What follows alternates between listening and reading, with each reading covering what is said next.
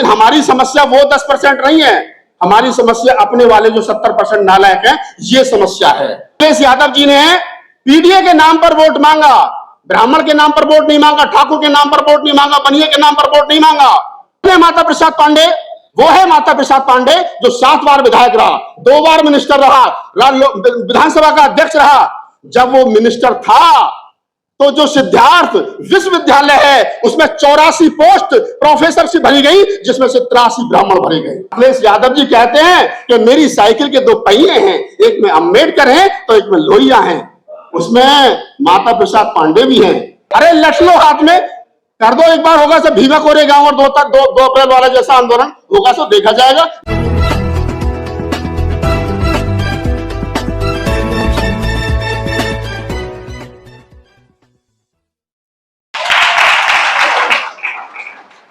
हमारे बारे में कहा जाता है कि ये 2 लोग हैं, राहुल नागपाल और रतनलाल, हाँ सांपपाल बोल दिया करो।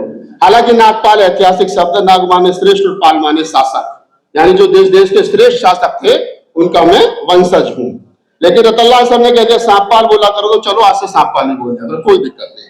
बहरहाल एक जो पिछले चुनाव से पहले 2024 के चुनाव से पहले देश के अंदर जो माहौल बनाया गया WTP के माध्यम से, क्योंकि मैं भी उस परिवार का हिस्सा हूं, और इस देश के SC ST OBC माइनॉरिटी समाज को एक मंच पर लाकर के किसी भी हाल में, किसी भी सूरत में बीजेपी को रोकने का काम किया गया और विपक्ष मजबूत भी हुआ, दुख होता है। मैं बड़े दुख के साथ कह रहा हूं, मैं सोच रहा था कि इस विषय को मेरे से पूर्व का कोई वक्ता उठाएगा, लेकिन किसी ने नहीं उठाया, तो मुझे मजबूरी में इस विषय पर अपनी बात रखनी पड़ रही है। हालांकि मैंने कल इस पर वीडियो बनाया है और 1 लाख से ज्यादा लोगों ने मेरे चैनल पर वो वीडियो देखा है। मेरा कहने का मतलब यह है कि जब वोट संविधान के नाम पर मांगा गया इंडिया गठबंधन में, बात पीडीए की कही गई, यानी पिछड़े दलित और अल्पसंख्यकों की बात कही गई, चाहे वो अखिलेश यादव हो चाहे वो राहुल गांधी हो। देखो मेरा काम, ये जितने विषय यहां लिखे हुए हैं ना, सामाजिक न्याय, आर्थिक न्याय, राजनीतिक न्याय, मेरा विषय है बहुजन समाज के नेताओं की कुटाई पिटाई करना, मेरा विषय ये है। ये 3% ब्राह्मणों से, 10% सवर्णों से जब मर्जी निपट लेंगे, कोई बड़ी बात नहीं, आमने सामने आ जाओ। हमारे पास में 10% आदमी तो ऐसे जो दारू पी के पड़े रहते हैं, जिनका कोई मतलब ही नहीं है। अपने 10% इधर दे जाओ, हमारे 10% ले जाओ, काम खत्म। अगर ऐसे कर लो आमने सामने। लेकिन हमारी समस्या वो 10% नहीं है, हमारी समस्या अपने वाले जो 70% नालायक हैं, ये समस्या है।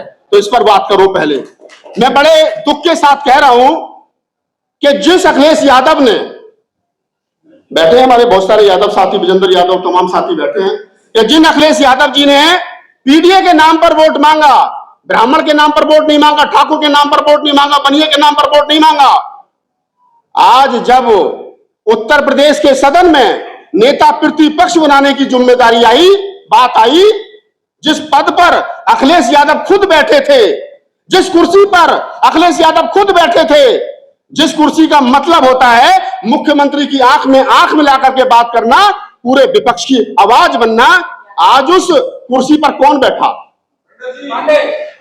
कौन बैठा? अब मैं आपको एक बात और बता देता हूं, नहीं रुक जाइए, मैं और अंदर की बता देता हूं। 110 विधायक समाजवादी पार्टी के पास उत्तर प्रदेश में है, लगभग, एक आध कम ज्यादा हो सकता है। 110 में से कहा गया कि भाई जितनी जिसकी संख्या भारी उतनी उसकी हिस्सेदारी, कही गई विजेंद्र जी सर। जब जितनी जिसकी संख्या भारी उतनी उसकी हिस्सेदारी है, तो 110 में 34 विधायक मुसलमान हैं, तो किसका बनना चाहिए नेता प्रतिपक्ष? मुस्लिम। नहीं बना ना, नहीं बना। दूसरे नंबर पर 24 विधायक यादव हैं, तो उनका बनना चाहिए, चाचा को बना देते शिवपाल यादव को, मगर खतरा था पार्टी ना छिन जाए, नहीं बनाया। तीसरे नंबर पर दलित हैं, 110 में से 18 हैं, नहीं बनाया साहब। किसको बनाया? 5 ब्राह्मण जीत करके आए, 13 पटेल भी थे, उन्हीं को बना देते, नहीं बनाया। 5 ब्राह्मण जीत करके आए समाजवादी पार्टी के सिंबल पर, और उनमें से 3 विधायक क्रॉस वोटिंग करने के चक्कर में पार्टी से चले गए। MLC के चुनाव में 2 बचे और 2 में से 1 आदमी को बनाया गया नेता प्रतिपक्ष। अब आप मुझे बताइए, लड़ो लड़ाई किनके कंधों पर लड़ करके लड़ोगे?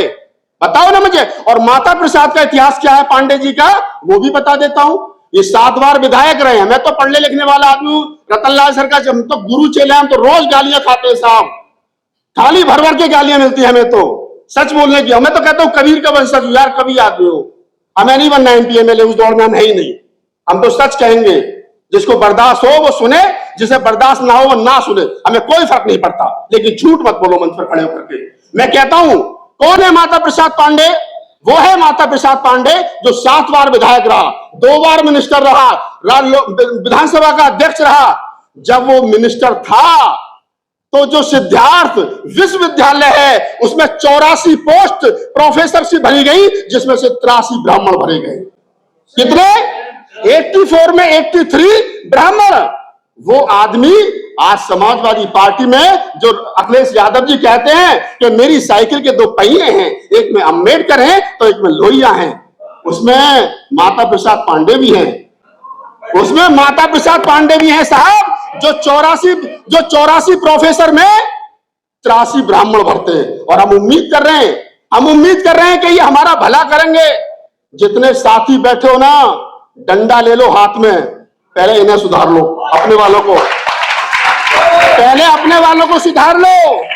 और मैं कह रहा हूं तुमसे, मैं तो हमेशा कहता हूं यार, झूठ बोलना बंद करो, सच कहो। इस सेमिनार का जब भी फायदा होगा ये अपने वाले सुधर जाएं। देश में 90% आबादी SC ST OBC और माइनॉरिटी की, और जिंदगी भर तुम ही मांगोगे? ठेका नहीं रखा तुमने मांगने का? अरे लट लो हाथ में, कर दो एक बार, होगा सब भीमा कोरेगांव और 2 अप्रैल वाला जैसा आंदोलन होगा, तो देखा जाएगा। लेकिन ये हो नहीं सकता। क्यों? आप मुझे बताओ, हमारे कुछ हरियाणा से या कुछ हमारे कमेरा वर्ग के साथी बैठे हैं। सर छोटू राम और बाबा साहब में तो बड़ी अच्छी मित्रता थी। सर 2 मिनट में कंप्लीट कर रहा हूं। सर छोटू राम और बाबा साहब में तो बड़ी अच्छी मित्रता थी। जब साइमन कमीशन भारत आया तो सारे हिंदू शोर मचा रहे थे, गो बैक साइमन। किसने स्वागत किया? छोटू राम और चौरसिया जी और अम्बेडकर ने किया था ना। ये तो जाटों को पता भी नहीं है, वो तो पढ़ते ही नहीं। वो भगत सिंह को नहीं पढ़ते, छोटू राम को नहीं पढ़ते। नहीं सर, आप जैसे पढ़ते, ज्यादातर नहीं पढ़ते। लेकिन मैं कह रहा हूं कि जब अम्बेडकर से पूछा गया कि तुम में और छोटू राम में क्या फर्क है, तो अम्बेडकर ने कहा कि वो हुक्का पीते, मैं हुक्का नहीं पीता। कितनी मित्रता रही होगी कि वो हुक्का पीते, मैं हुक्का नहीं पीता। और जब छोटू राम से पूछा गया कि आप और अम्बेडकर में क्या फर्क है, तो उन्होंने कहा कि वो मैं उम्र में बड़ा, वो विद्वता में बड़े। इतनी मित्रता थी। लेकिन मुझे दुख के साथ कहना पड़ता है साहब, मुझे दुख के साथ कहना पड़ता है, मैं चमार जाति जाटव जाति से आता हूं, उत्तर प्रदेश के बुलंदशहर से। मुझे दुख के साथ कहना पड़ता है कि जब मिर्चपुर और गोहाना कांड होते हैं हरियाणा के अंदर, और हरियाणा का जाट मुख्यमंत्री ये कहता है जाट अपराधियों को बचाने के लिए कि मैं जाट पहले हूं, मुख्यमंत्री बाद में हूं, तो मुझे लगता है कि छोटू राम और अम्बेडकर की जो मित्रता थी वो लोगों तक पहुंची नहीं। तो इसको समझिए। मैं पुनः आप तमाम लोगों को बधाई देता हूं। ऐसे प्रोग्राम होते रहने चाहिए। और मेरी किसी से कोई द्वेष नहीं है। मुझे मंच पर लोग अक्सर इसलिए नहीं बुलाते क्योंकि मैं सच बोलता हूं और सच कड़वा होता है। धन्यवाद, बहुत बहुत आभार। जय भीम, नमो बुद्धाय, जय मूल निवासी।